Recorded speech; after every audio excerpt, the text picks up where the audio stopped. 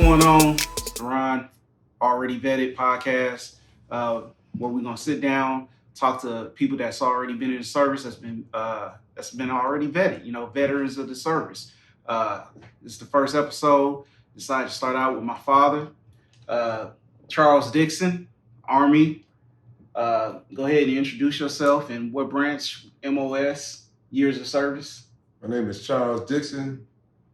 I was in the United States Army, MOS 63B20, which is a wheel vehicle mechanic. So I was pretty much in the motor pool. Right. From the years 75 to 78. 75 to 78. All right. Old school. I started in 2002. So, everything, part of the reason why I joined is this man right here. Trying to follow in his footsteps. I didn't do light wheel mechanic. I did admin specialist just so I could hurry up and get through the training and get back to school. But we both went to the same basic training in Fort Jackson, Fort Jackson, South Carolina. They call it Relaxing Jackson. I ain't find it too relaxing. They might have called it Relaxing Jackson when you went, but it wasn't Relaxing Jackson when I went. It wasn't nothing relaxing about it. What was that, like a 20-year difference? No, it's almost 30-year difference. Yeah. 75. Almost. I went in 2002. That's like 28. No, it's like 30. 38 years. Yeah, it's close to 30. Yeah. So, of course, we went to the same base, but we had two totally different experiences. Exactly. Being that you went in at 75, a lot of your drill sergeants had just got back from Vietnam. Right. So just talk about that experience of having that type of mentality going on, through your basic training. My basic training, I thought most of the drill sergeants was half crazy because they used to, back then they could put hands on you. And a lot of my friends, they got messed up and discipline problems, so they had another camp. They shipped them off to called Motivation Camp. And they would send them off, because you ever see Officer and Gentleman? Mm-hmm. Basically, that type of training, yeah, that's the kind of training I went through, even though that was what, Navy? Yeah, that was Navy. Yeah, I was Army, so you can imagine it was a lot harder. I used to see guys walking around with 50-pound logs on their neck, right? Yeah. Trying to break their spirit and make them soldiers. Yeah, it was a rough time. I pretty much hated it. My first 2 weeks, I cried like a baby because I was in the barracks and I was like, man, what have I got myself into? But I used that to motivate myself too, though. Yeah, that's how I got through it. I can remember being in basic and talking to you, mm-hmm. and it was probably my first phone call in, and I was stressed out, and I think I was yelling at some people to be quiet in the background and stuff, and I remember you was like, just remember that it's their job, it's the drill sergeant's job to yell at you, right? And that really helped me get through and understand, what the whole course was set up for, right. So I didn't take anything personal after that. Right. Like it was just their job. But, we had a lot of luxuries that you all didn't have. Like we trained in PT uniforms where y'all trained in. We trained in full fatigues. So boots, everything. You had the OD greens, right? Like the uniform, it was just solid. Right, it's a solid color. Mm-hmm. Yeah, and a lot of the training, we even had a helmet on. Some of the training, we had to carry a weapon and a backpack. Yeah, it was pretty rough. We had to ruck march that way, but like y'all were running. Yeah. In formation. Yeah, exactly. In boots. Yeah. In full fatigues, in almost 100-degree weather. Yeah. In South Carolina, Fort Jackson, South Carolina. It was the worst time of my life. But the thing about it, though, it made me a better person. I look back on it years after I went through it. If it hadn't been for me going to the Army and going through what I went through, I probably wouldn't be the person that I am today. Right. I feel the same way. I owe Sam a lot to, I wouldn't say my success, but my way of life. Mm-hmm. Even on the discipline that the military instilled in you, mm-hmm. I saw it growing up. And then once I joined, and then I got even more discipline, then I know it definitely helped structure me to be a better person. They had to break me a little bit because I was a know-it-all. Right. But they're gonna break you. They'll break anybody. Yeah. Yeah, but we was, backpack on, ruck marching. What's that movie with Danny DeVito? Renaissance Man. Renaissance Man. Yeah. That's shot in Fort Jackson. So Yeah. if you ever seen that movie, it's an older movie. But if you've seen it, then you get a nice little tour of Fort Jackson. I got one even better. Full Metal Jacket. Watch that one through the basic training. Yeah. Yeah. That was rough. Yeah. Yeah. The Marines was, of course, we never got hands put on us, but they would dog cuss us still back then, or I say back then in 2002. But they couldn't touch us. Right.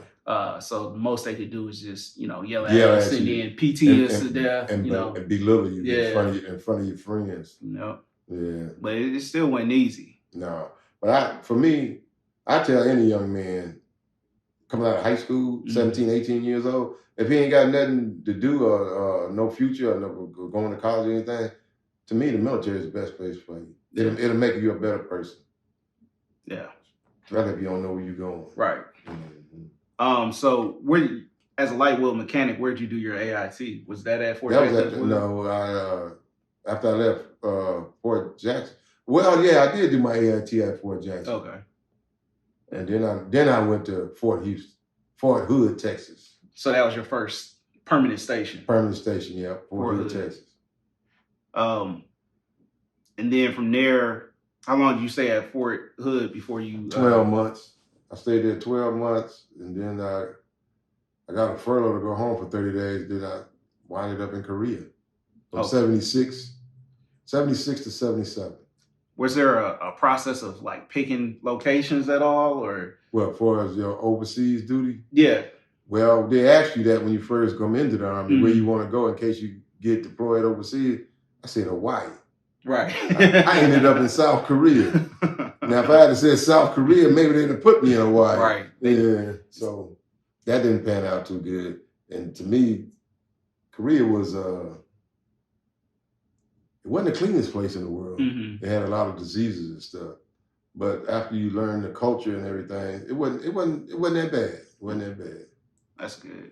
Now I've heard you speak some Korean, not a lot, just keep little words that you remember from your time in Korea. Yeah, that's been almost 40 years ago. I don't know how you do it because I went to Kuwait and, of course, we had to learn some Arabic words and stuff like that. But, I don't remember any of that. You know? Nah. So I got a friend of mine, we was in the service with, which is Lamar's godfather, Don Perry. He don't remember none of that stuff either because I could talk to him on the phone. If I start speaking Korean, he done forgot it all. Yeah. But I guess I stayed in the village a lot more than the rest of the people that I was associated with. So that's where maybe I picked up the culture at. Okay.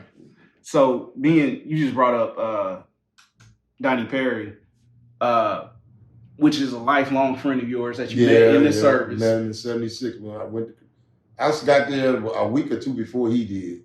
And then he came after a week after I did. So outside of him, do you keep in contact with anybody? Another one, friend of mine, name was Brooks. He lives in Columbia, South Carolina. We called him Foots. Foots? Because he had bad feet. I'm sure the military didn't help with that either. No, I come to find out, I didn't really know this at the time. I thought he was just the same age as me and Donnie, but he was a couple of years older than us. Oh, okay. Yeah. And he was in Korea as well? Yeah. He was there when I got there, so after I got there, he probably stayed maybe 6 or 7 months because he was close to coming back to the United States. Well, they come back when you're in Korea or on foreign country, back to the world. Right. Right. Because, I know for me with deployments, right? So I did a year in Kuwait, even though within that year, I came back for 2 weeks.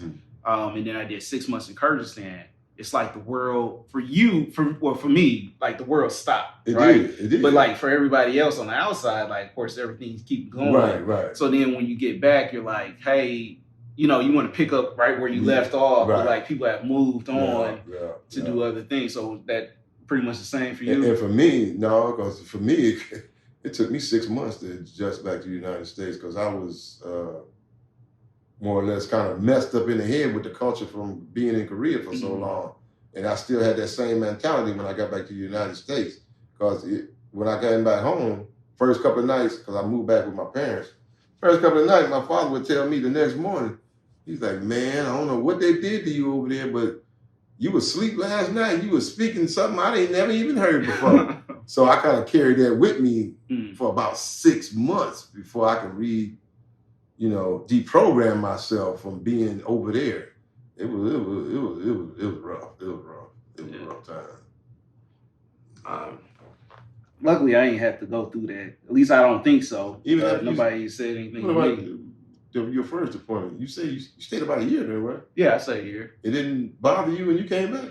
I mean, no, I don't think so. I mean, it was. I will say it was hard to get back into school because I was in school, did a year, and then I went right back into school, and I couldn't get back into it. Like the way of life? I mean, the way of life you had before you went over there. I mean, it was compared to the way of life you had to adjust to when you came back. It was. I mean, it was a little. So for me, the hard part was the fact that my friends in college had kept going. So they'll be telling stories, and I'll be like, well, where was I at? Right. And I have to remember, like, I was deployed. Yeah. So that end, by the time I got back, we had some new friends that had integrated in the group that I didn't even know. So I had to get to know them and stuff, So that process was a little bit difficult. But like really, other than that, I kind of picked right back up where I left off. I didn't really do nothing in Kuwait, so I wasn't messed up or nothing. Like I ain't seen any war. We weren't getting mortared or anything like that. So for me, like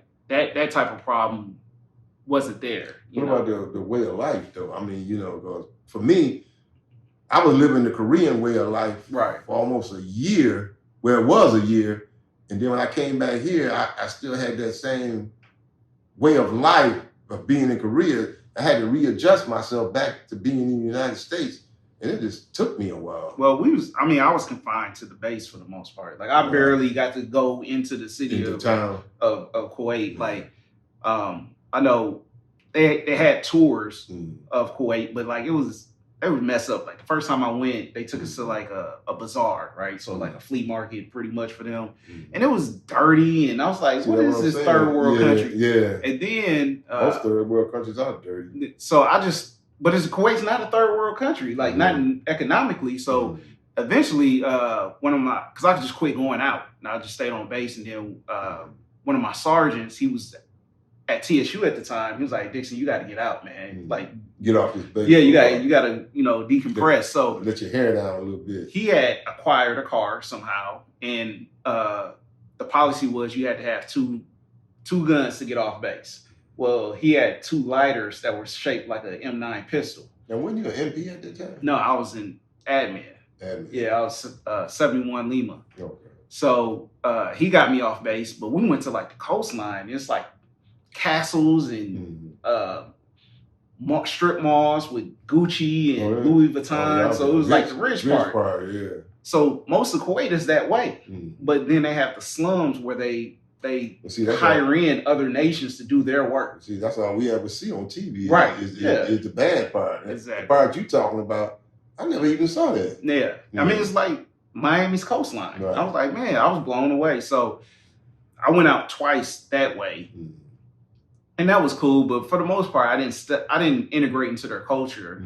Everything was just confined to the base. So it was kind of like being back at basic with a lot of freedom. Basic, you really can't go off base. Right, until almost graduation. Yeah. But it was like that, like Chow Hall. We did have like, on base, we had like Pizza Hut and a couple other restaurants and stuff. And then I had like, I'll tell you what it was like. It was like being in college. Like legit, because like I lived in a co-ed dorm eventually.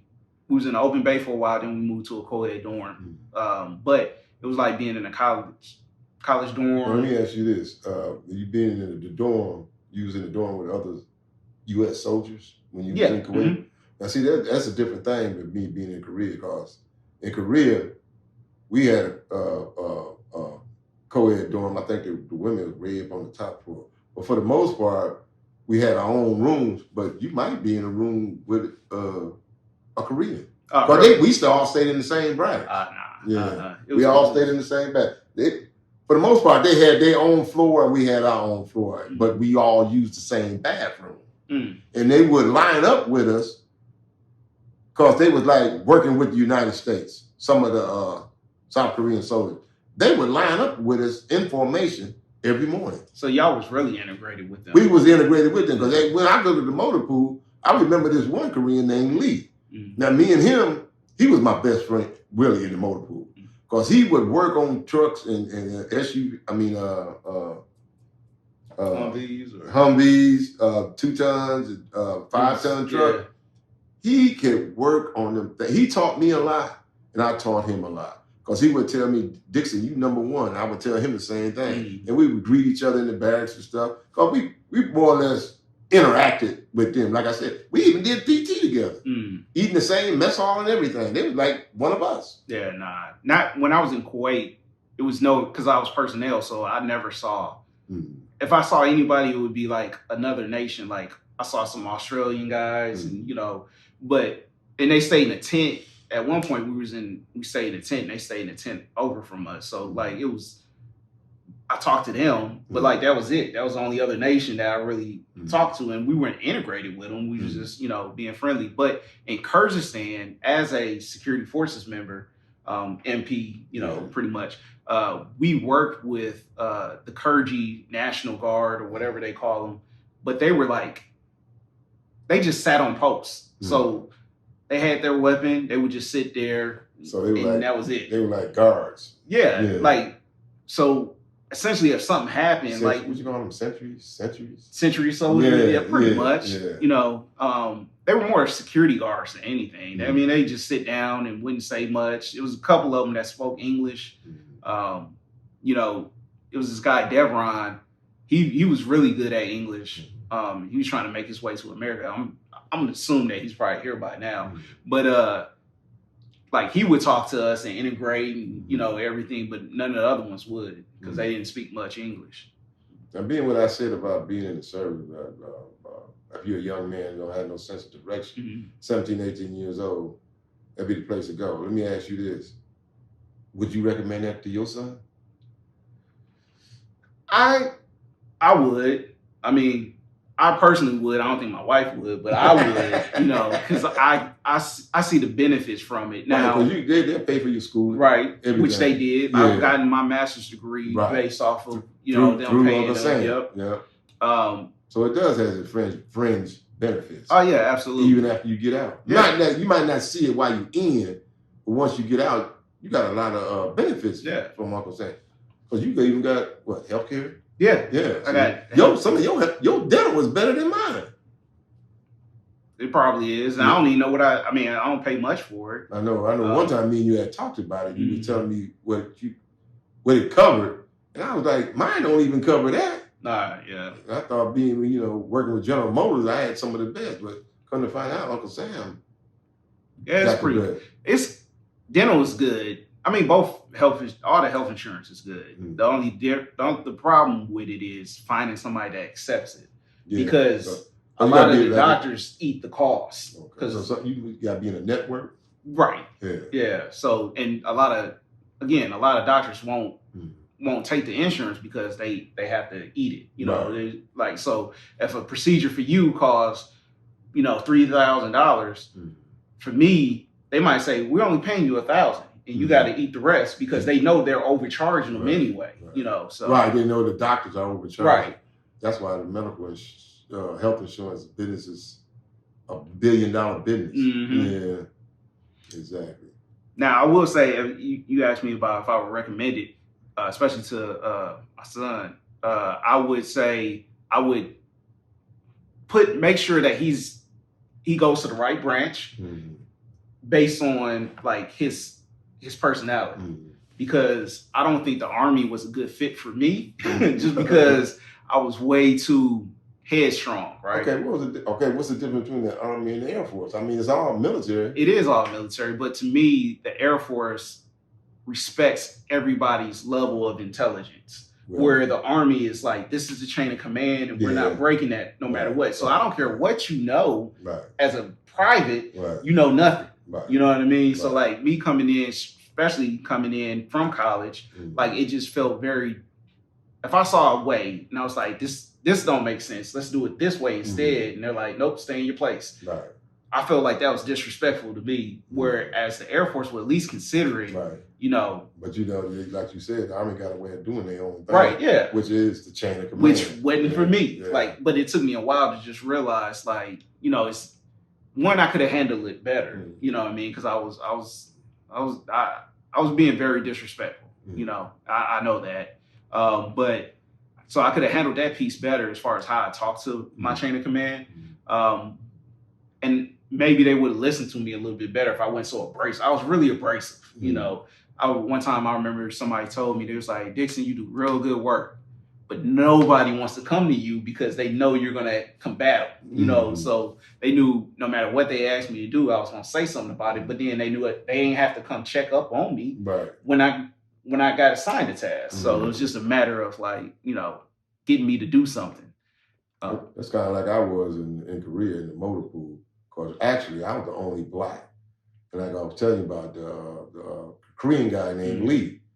Me and him used to do all the work. All the white guys would just sit in the office. So I had to go to something like human relations and give my case. And the sergeant told me, he said, the best thing you could do, specialist, is write everything down. So from that day on, I wrote everything down. And then my superiors found out about it in the motor pool, and that didn't make my job any easier because now they coming down on me. Right, because they saw you as a snitch. Right. I wasn't exactly a snitch. I just got tired of doing all the work. Right, yeah. Me and the Korean guy. And he wasn't the Korean guy can't speak up. Right. So I had to speak up for the both of us.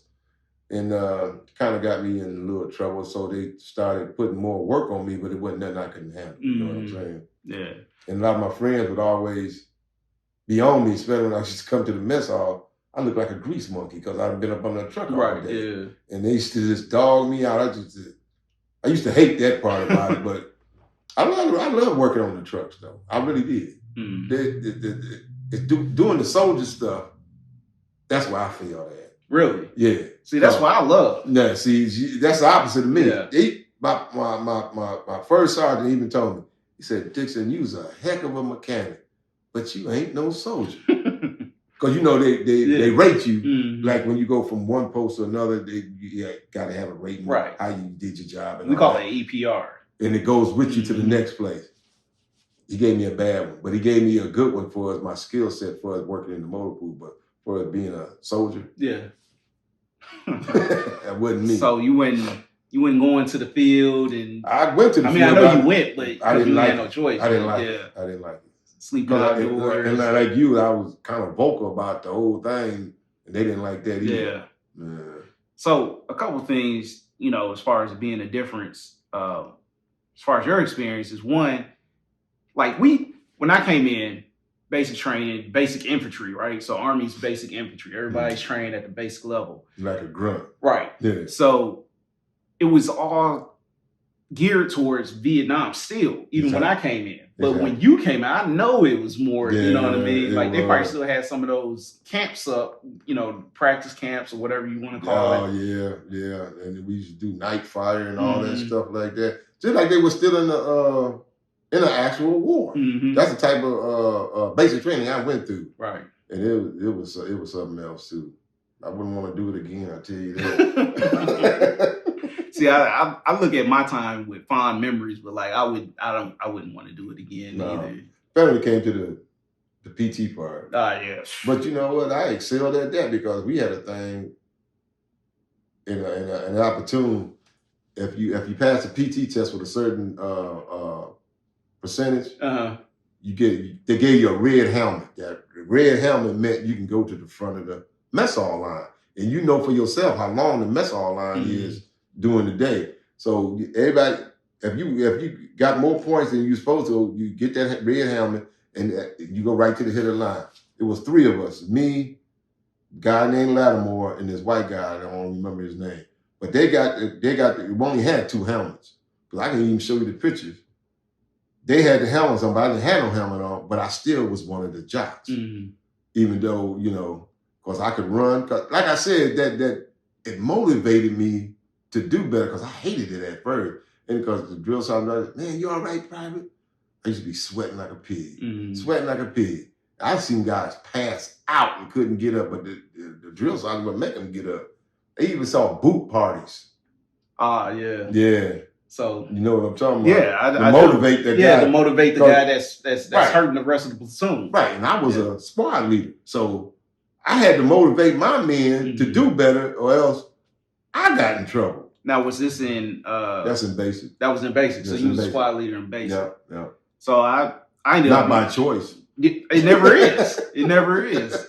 I was a squad leader or platoon leader in AIT, class leader, and it was sheer because you're responsible for all these knuckleheads. I didn't want I didn't want it. You didn't want the responsibility. I remember the drill sergeant was like, I need somebody to step up, and it was it's a moment in time where it's like you at the cusp of nobody wants to volunteer. And the drill sergeant's about to go off because nobody's volunteering, right. But he gonna make him pick somebody. He gonna pick somebody, right? Or he's just gonna smoke everybody. Right. So that split second, I could see it in his eye. So I stepped forward. I didn't know what I was volunteering for, which goes against everything because they always tell you don't volunteer for nothing in the army. That's right. That's right. So I was like, but it was at that second I was like, man, we all about to get smoked. So I just stepped forward, and that ended up making me the class leader. And I didn't think I thought he was going to take it from me.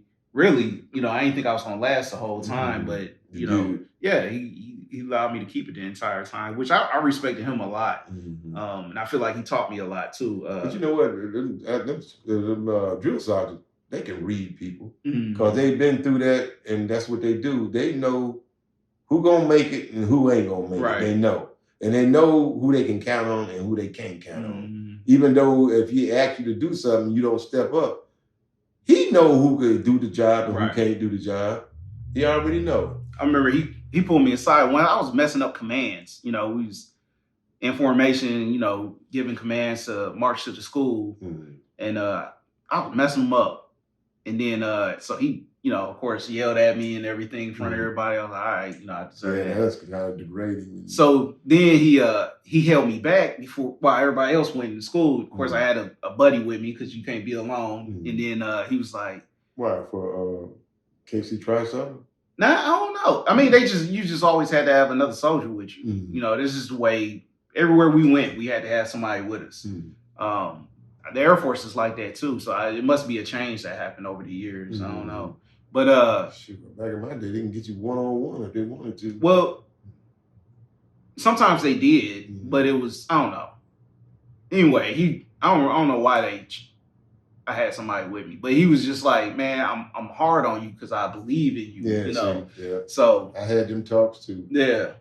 Which I understood, and I was like, nah, I knew I messed that up. I couldn't get my directions right because you standing in front, but you got to get the opposite direction of where you are. You was marching. Yeah, so we was doing accountability, and then we was gonna march to the schoolhouse. So I'm in front. We had to go to my right, their left, because I'm in front, right? So I called right face. And then I was like, disregard. But it was the wrong way because I was saying the way that I was going. And I was supposed to say the way they were going. So I was all. And see, that's another thing too. When you talking about the marching stuff, I used to love that. Even when we ran doing PT, cadence. If you had a good drill sergeant could call them cadence off, it made that running a whole lot easier. It does, man. And you would want to run. You like hood. I used to see how them old dudes. And they was old. They could run for miles without getting tired. And we 18, 19 years old passing out. Did they have those bridges at Fort Jackson when you were there? What bridges? So when we were there, was it? Am I thinking of? It was it was that. I want to say it was at Fort Jackson. It was just like a bridge. I don't know what it went over, but you would have to run up. They would make a sprint.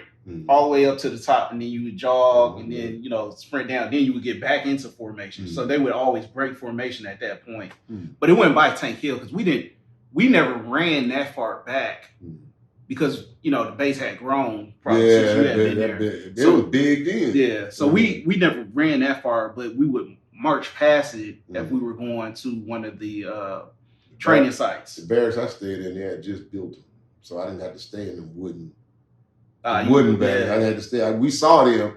I was like, thank God we ain't got to stay in that place. But I did when we was in Texas. Yeah, they had them old barracks, wooden floor, World War II looking barracks, open shower thing, all that. We was in some at least for a month at Fort Knox before I deployed to Kuwait. No, we came over to see you at Fort Knox. Yeah. I was up Kentucky. there for a while. I was up there from February to April. That didn't make no sense. Which was one of the reasons why I was so disgruntled. I was like, just send me home.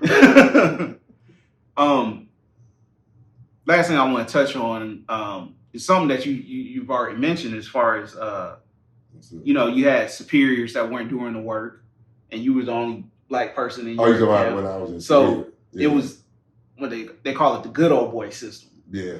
So that definitely in the 70s, I'm sure that was very prevalent. Right. You talking about like race or the yeah, exactly. And them just pulling up their own friends, right? I think that was because the lieutenant that was over the motor pool, he sit there and some of these guys had lower rank than I did, but they was all white. He never made them go out into the bay and do anything on the trucks. They would literally sit in his office and drink coffee all day. And me and the Korean Lee, we in the bay, we working on all the trucks. We doing all the equipment. They ain't doing nothing.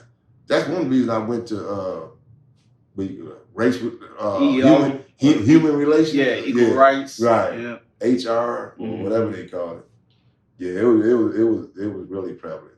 Do you feel like that experience is one of the reasons? Like, why did you get out after 4 years? Your first contract, you was like, nope, 3 years. 3 years. 3 years, okay. 75, because I figured I did my time and I wanted to go on and do something else. Because actually, before I went to the Army, I was trying to get into General Motors, but I never could get hired. So my next move was the Army because that was my way out. I wanted to leave home, basically. Right. And that was the only way I could leave home because I really had the money to leave home, so I just went to the Army.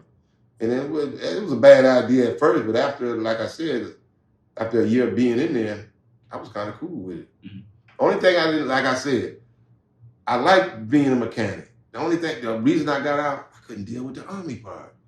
When you got to go to the field for a week at a time and stuff like that, I hated that. Yeah, it was. I had to switch from the Army to the Air Force just based off the structure. And I was getting ready to get out. Only did 4 years. Why did you? Why did I switch instead of just getting out? Right. So when I went done with my contract, I was just going to stop going because I was in the reserves, Army Reserves, and I was just going to stop going because of the chain of command. And then when we got back, I saw how everything just felt dumb to me. As far as the military portion of it. So, yeah. So, I knew what the mission was when we were over there. Then we get back and we're training on something completely different. I'm like, that's not even what we doing over there. So why are we training on this foolishness? Let's focus on what we did over there. Right. And then they would have me, we'll get a new troop in. They'll have me train them. And then I see them get promoted. So I was like, man, fuck this.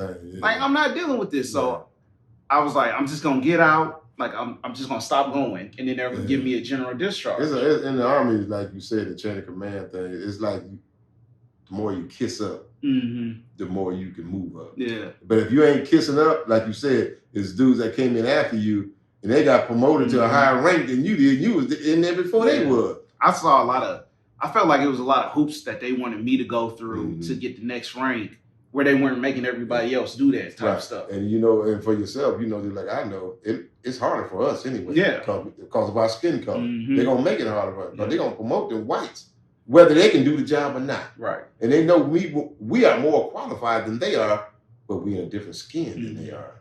Yeah, I saw that in the Army. I don't see it as much as in the Air Force. But as I was getting out and I was talking to my friends, because I signed up with 4 other guys, and one had transferred when he transferred from the Army to the Air Force. I don't know what made him do it, but he did while we was deployed. So y'all had a pact. All 4 of y'all was gonna go in at the same time. Yeah, it didn't happen that way exactly. Unlike when I went in, your story is, did all 4 of them go, or did anybody back out? So at one point we was up to 6 people, and two dropped out, and then one had to. He had to wait a little bit because he had some weight he had to lose. So that had to happen. But 3 of us signed up together, and we all went to school together. But I ended up, somebody failed to give us a TB test, skin test. My the guys that I was with. So we ended up having to be knocked back a week. Okay, so the guys that didn't actually go in with you, what discouraged them from going? They just happened just to change their mind, or they probably wasn't really dedicated to go in the first place. They're just saying, because this is going along with the program. Because I don't think that's necessarily true. One of the guys, his ASVAB score came back low, so he didn't want to. He pretty much would have had to be in the infantry, and he didn't want that job. A grunt, right? So that's why he didn't come in. And then another guy, I know. Outside, like his mom was talking to him, and some other people were talking to him, and you gotta remember, like, this is 2002. We were right on the cusp of Iraq, right? And nobody knew what to expect out of that. Was it going to be another Korea? I mean, not Korea, but Vietnam, or whether they're going to start drafting again, right? Really exactly. You didn't know. We didn't know. You didn't know how bad it was going to get. So he's the only male in his family, so he decided. I think that was a big choice of his not to go too. But yeah, it was. I had the same problem because when I went in, your godfather was supposed to go in with me. You know who that is, right? What you talking about? Charlie Chan. Oh. Ain't that your grandfather? Or is it Sean? I think it's Sean. It's Sean. I know it's one of y'all. But up until the day we were supposed to go in, we had went down there to the reserve office, signed the papers, everything. We was going to go. Up until the day it was time to go. We going. Yeah. Came the time to go, he punked out on me. But, he punked out. He thought I was going to punk out too. Because me and him was kind of best friends back then. But I was like, man, I'm going. Yeah. And I went. I ain't had no regrets either. Yeah. No. No, I ain't either. But I understand why somebody decide not to go, especially in times of uncertainty. Because until you get over, because I remember when they first called me, it was like, hey, you getting deployed to, to Iraq, Kuwait area. I was scared. Because there was a war going on. Yeah. I had no idea what to expect. I thought I was going to be on the front lines with a gun in my hand. You never know. Shot at. But them pencil pushing jobs, if they need you on the front line, believe me, you ain't gonna be doing no desk job. You're gonna be on that front line, right? With everybody. Which is what I don't care what your MOS is. So that terrified me. So I can't blame anybody for getting out because I was scared. When I got the call. But I gotta commend you though, because you still in there. Well, I tried. I couldn't have done it. It just wasn't me. I mean, had I not switched over to the Air Force, I wouldn't still be in. And it's just the fact that, one, I think the Air Force is structured better. I never thought about doing that though. I don't even know if we could have done it back then. If it went for my friend Britton, I wouldn't have done it. And he was like, before you get out, he was like, because I think you like the military. I think you just don't like the Army. He was like, try this. And then I decided to go security forces, which was also a really good choice because unlike you, I like the field portion of it. Yeah, I did. I just didn't like the admin portion. So security forces gave me field along with cop work. So it just really worked out well. And then, by that point, like I've seen a lot of change and growth within my unit from a good old boy system to now everybody's equal. Yeah. Right. So it's really growing. That guy used to talk about that had something to do with you switching over. What did you say that was? Brenton. Was he here that when y'all came here that time and y'all changed upstairs? Probably. Yeah, it was like 4 of y'all. Yeah. Yeah, because all y'all had your fatigues on. You came upstairs and changed into some clothes. You don't remember that, do you? They were right there in your bedroom. Yeah. I remember that. I'm sure he was with probably him, Omar, and Lonnie. We all signed up together. Is all them still in? Omar is the only one other than me that's still in. What for the other two?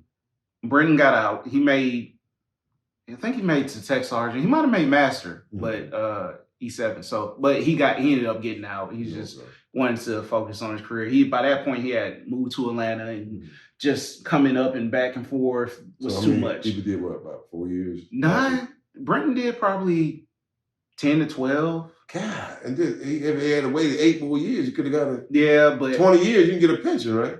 But you got to be a certain age to get it, right? Too. Yeah, right. And then Lonnie, so we all transferred from the Army to the Air Force, all of us. So Lonnie, when he transferred over to the Air Force, they told him a job was available, but it ended up not being available. So he was in this limbo status, and because they didn't have the job he wanted, they told him, like, that's our mistake. Tell you what, you can just ride out the rest of your contract and then just get out.